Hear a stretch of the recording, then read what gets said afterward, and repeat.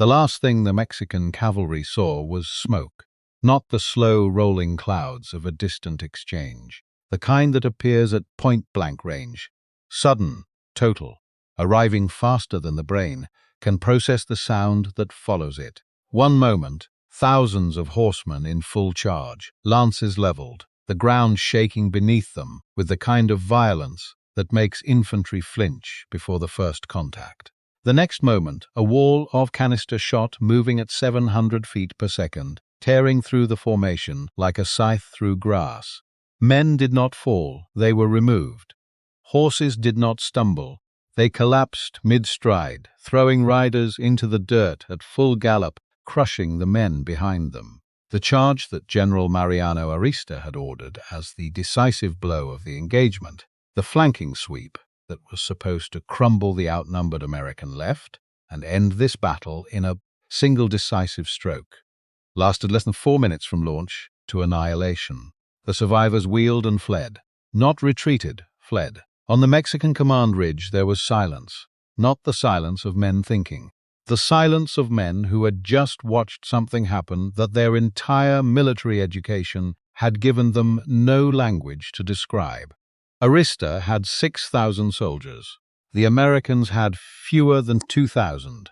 Every numerical logic, every conventional calculus of battlefield advantage said this should not have been possible. But the bodies were there, the empty saddles were there. And somewhere on the opposite side of the plain, the American guns were already moving again. That moment, that specific, brutal, irreversible moment, is where the real historical debate about the Mexican-American War begins. Not over what happened on that plain. The accounts, Mexican and American alike, broadly agree on what happened. The debate is over something harder to quantify and more consequential to understand: why the Mexican High Command never recovered from it. There is a version of this war that history keeps repeating. The Americans were stronger. They were more advanced. The outcome was structurally predetermined. A rising industrial power with superior weapons overwhelming a smaller, less developed neighbor. Clean, simple, settled. Historians do not see it that way. For decades, serious scholars have argued over one crucial question the textbook version almost never addresses. Not whether America won, not even how the key battles unfolded tactically, but why the Mexican military, which fought with genuine courage and considerable numbers throughout this war, experienced the specific kind of collapse it did. Not just in battlefield performance, but at the command level, at the strategic level, in the institutional machinery that turns soldiers into armies and armies into coherent fighting forces. The dominant interpretation centers on technology. The Americans arrived with flying artillery, horse-drawn, crew-mounted, faster and more maneuverable than anything the Mexican army had encountered. And that technological leap was so severe and so sudden that no amount of numerical advantage could compensate for it. Mexico was outgunned in a precise, decisive way, and the war's outcome followed from that gap. A second interpretation argues that the technology was real but not the root cause. What decided the war, under this reading, was institutional. West Point had been producing systematically trained officers since 1802. The Army Engineer Corps had developed logistical and construction capabilities that treated rivers, roads, and terrain as engineering variables rather than fixed obstacles. The American military was not simply better armed. It was organized on a fundamentally different principle, one that produced consistent, scalable, adaptable performance regardless of the specific tactical situation. A third reading, drawn primarily from Mexican sources that the English language historiography has long underweighted, locates the explanation not in American strength but in Mexican structural failure. Political interference in operational command, fractured authority between generals who disagreed about strategy and could not resolve those disagreements through institutional channels. An army that contained genuinely capable soldiers and officers, but could not translate that capability into coherent action, because the systems above it were broken before the first shot was fired. Each interpretation has evidence, Each has weaknesses. And the disagreement between them is not merely academic. It changes everything about how you understand what the American military actually was in 1846 and what it was already in the process of becoming. Begin with what no serious historian disputes. On the morning of May 8, 1846, General Mariano Arista positioned his army of roughly 6,000 soldiers across the flat, open expanse of Palo Alto Plain in present-day southern Texas. Facing him was General Zachary Taylor's force of somewhere between 1,700 and 2,000 men, the precise figure varying by source. Arista had numerical superiority by a factor of 3. He had cavalry. He had his own artillery. He had chosen the engagement ground and held interior lines. By every classical measure of pre-industrial warfare, he should have won. What happened instead has been debated ever since. Not because the outcome is uncertain, but because historians read the mechanism of Mexican collapse very differently, depending on which sources they weight most heavily. The dominant account emphasizes the flying artillery, and it begins with a man named Samuel Ringgold. Ringgold had spent years developing what the army formerly called horse artillery, batteries, where every crew member rode rather than marched, where the guns themselves were lighter and faster than standard field artillery, and where the entire doctrine was built around speed of repositioning rather than weight of fire.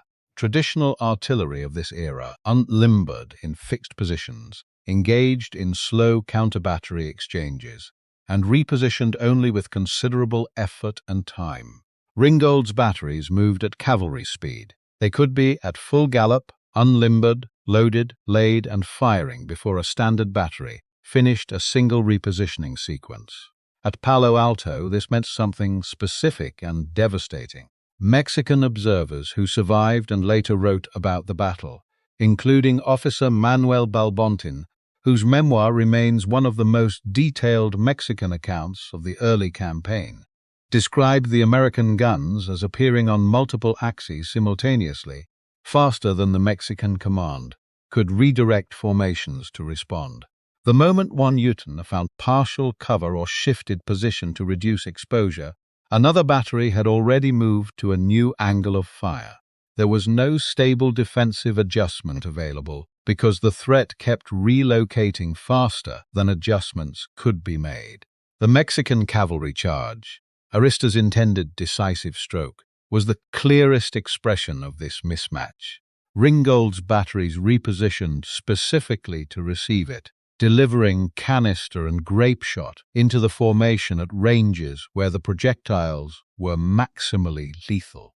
The charge did not break and withdraw. It was, as Balbontin and other accounts describe, destroyed as a coherent military formation before it could close to effective range. This is where the technology interpretation rests its case. Superior weapon system, superior doctrine, decisive outcome. Mexico had no answer for what appeared across that plain on May 8th. But that argument has a weakness that the scholarship has not fully resolved. Flying artillery was not, in 1846, an exclusively American invention. European armies had been developing and deploying horse artillery for decades. The British had used it extensively during the Napoleonic Wars, where it proved decisive at multiple engagements. Prussia had developed comparable capabilities. France had fielded horse artillery since the Revolutionary period. The basic concept, mounting artillery crews and designing guns for rapid movement, was well established in European military thought long before Ringgold refined it for the American context, which raises a question that the technology-first interpretation struggles to answer convincingly. If the capability itself was not uniquely American, why was Mexico so completely unable to adapt to it? Not just at Palo Alto, across the entire subsequent campaign. Why did the same basic pattern repeat itself? American combined arms coordination producing decisive results against Mexican formation-based tactics, battle after battle, with no meaningful Mexican counter-doctrine emerging. Professional armies do adapt mid-campaign. History offers numerous examples of forces that absorbed a tactical shock, analyzed what had happened, and developed workable responses within weeks. Mexican army, which contained experienced officers and had access to European military literature, did not produce that adaptation. And the institutional interpretation argues this is precisely the point. West Point had been graduating officers since 1802. By 1846, an entire generation of American military leadership had been shaped by a curriculum that treated logistics, engineering, fortification, and combined arms coordination not as supplementary knowledge but as core professional competency. The influence of Jomini, the Swiss theorist whose systematic analysis of Napoleonic warfare dominated early 19th century military education, ran through the American officer corps in a way that produced a shared doctrinal language, a common framework for analyzing tactical problems and generating solutions. What this meant in practice, and what surfaces clearly in the primary sources if you read them carefully, is that the American army did not improvise, it executed. American officers writing from the field during this campaign discuss logistics, terrain assessment, engineering requirements, and supply line integrity with the matter-of-fact language of men for whom these considerations are professional routine. The letters are not dramatic. They read like competent professionals doing work they were specifically trained to do. The contrast with Mexican command correspondence from the same period is striking.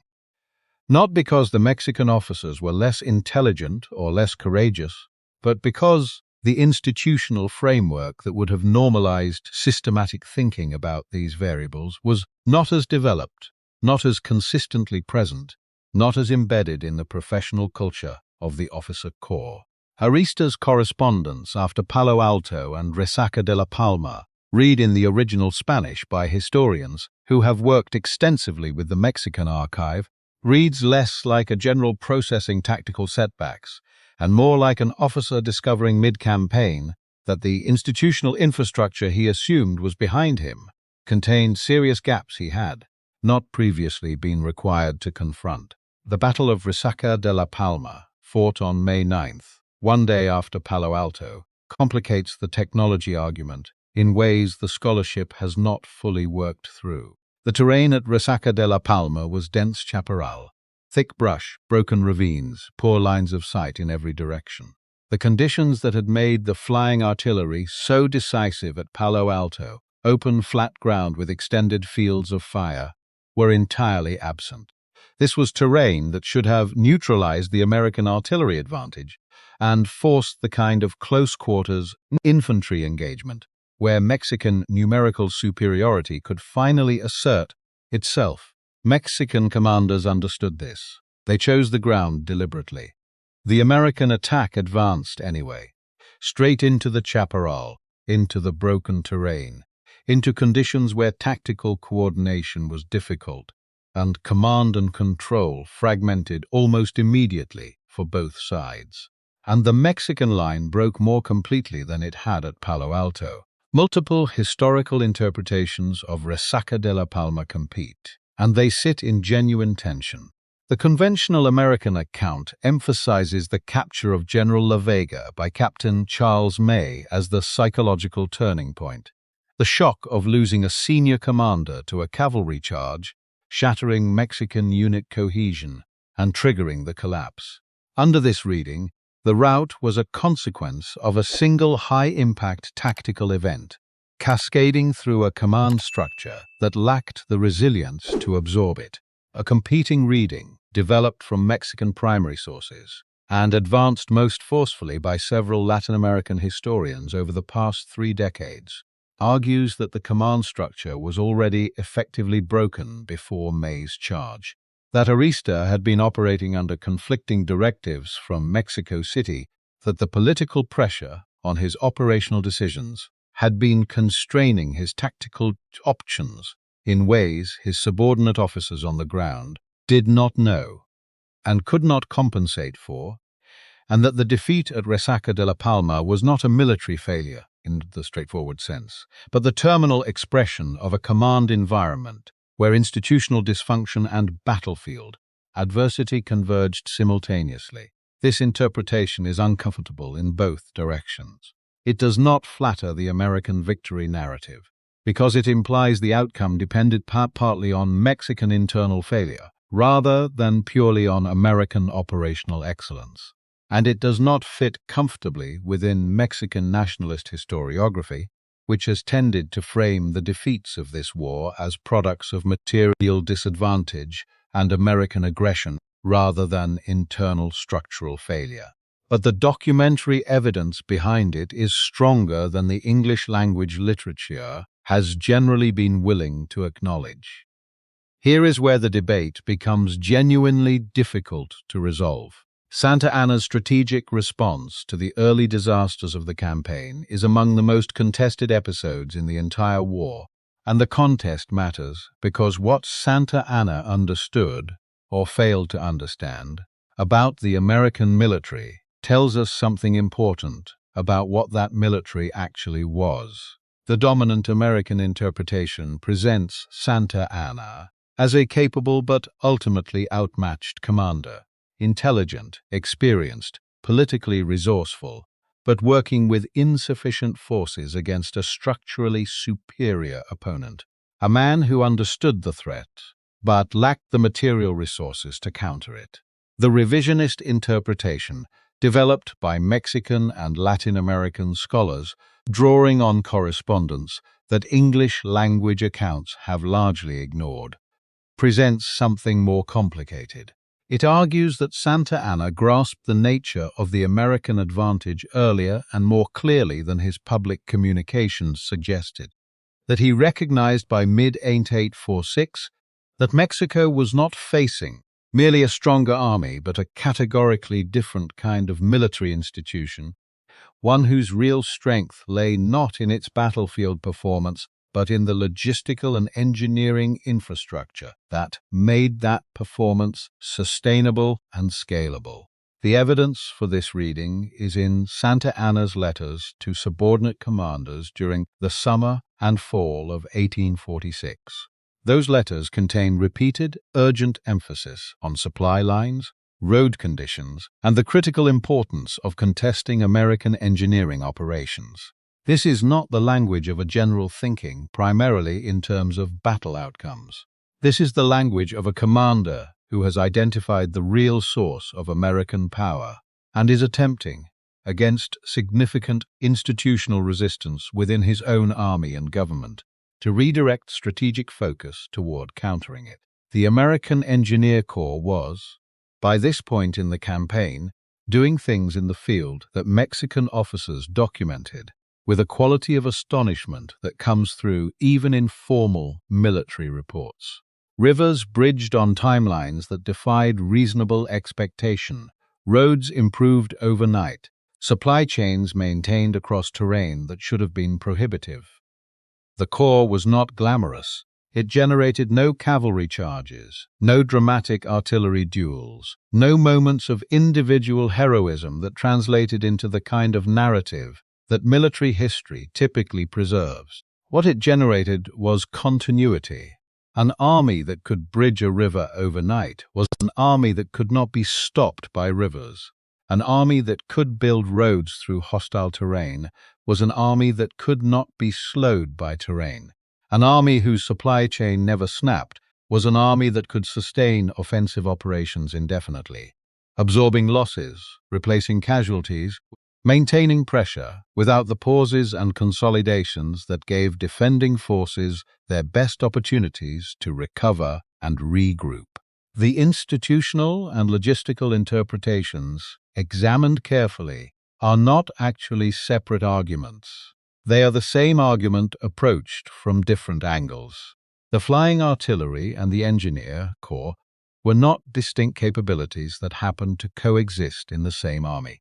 They were expressions of a single underlying institutional culture, one that had been systematically constructed over 4 decades through professional education, doctrinal development, and an organizational philosophy that treated military effectiveness as an engineering problem with solvable parameters rather than an art dependent on individual genius. One interpretation remains, and it deserves serious engagement rather than dismissal. Several historians, working primarily from the accounts of Mexican enlisted soldiers and junior officers rather than senior commanders, have argued that the psychological and institutional collapse documented at the command level was not reflected at the infantry level, that Mexican soldiers fought with consistent courage, discipline, and effectiveness throughout the campaign, and that attributing the war's outcome to Mexican military failure mislocates where the failure actually occurred. The evidence at Chapultepec in September 1847 is the most cited support for this reading. Mexican cadets and regular infantry defended a fortified position against Scott's advancing army with a ferocity that American officers documented in terms of genuine professional respect. The soldiers were not broken. Across engagement after engagement, Mexican infantry demonstrated exactly the disciplined resistance that the pre-war officer corps had expected from its men. What failed was not below them, it was above them. The weakness in this argument is its difficulty accounting for the earliest battles. Palo Alto and Resaca de la Palma, where the failures were immediate and appeared before the political fractures, that became more legible later in the campaign. But as a corrective to accounts that treat Mexican military capacity as uniformly deficient from the outset, the documentary foundation is real, and the argument deserves to be taken seriously rather than set aside for narrative convenience. So where does the weight of evidence actually land? Not cleanly, not in the way that a single compelling interpretation settles a historical question and allows everything else to fall into place. The flying artillery was decisive at Palo Alto, but decisive within a context of broader systemic advantage that would have expressed itself in other forms even if Ringgold's batteries had performed less brilliantly. The institutional structure of the American military was a genuine and significant advantage, but one that operated against a Mexican military carrying its own serious internal burdens that compounded every external disadvantage. The political dysfunction was real and consequential, but it cannot by itself explain battlefield outcomes that preceded the most visible political fractures. The most defensible reading of the evidence is layered and uncomfortable in the way that honest historical conclusions tend to be. America won because of a convergence that no single explanation captures cleanly. Tactical innovation, institutional training, engineering and logistical capability, a professional culture that had been systematically optimized over decades to produce not inspired performances, but consistent, scalable, adaptable ones. Mexico was not defeated by a miracle or a genius. It was defeated by a system that had been designed, piece by piece, to remove the variables that usually give defenders their best chances. The Mexican generals, who described the American army in terms of dread and inevitability, were not simply constructing a narrative to excuse their own failures. They were documenting, in the unguarded language of men writing under genuine pressure, something the historical record has largely confirmed in the century and a half since. What they encountered was not a superior army in the conventional sense. It was a different kind of military institution altogether, one built deliberately and systematically to win wars rather than to fight battles, to sustain pressure rather than deliver blows, to solve problems rather than endure them. The distinction sounds subtle until you are on the wrong side of it. In the chaparral of Resaca de la Palma, on the open plain at Palo Alto, in the mountain passes above Mexico City where Scott's engineers built roads that Mexican defenders had assumed would never exist. The distinction was the difference between an army that could be beaten in detail and one that, once fully engaged, could not be stopped by anything the opposing force had available to throw at it. Which interpretation do you find most convincing? The technology argument, the institutional argument, or the political dysfunction reading? The sources will resist giving you a clean answer, but they will give you a far more honest one than the version of this war that history usually repeats.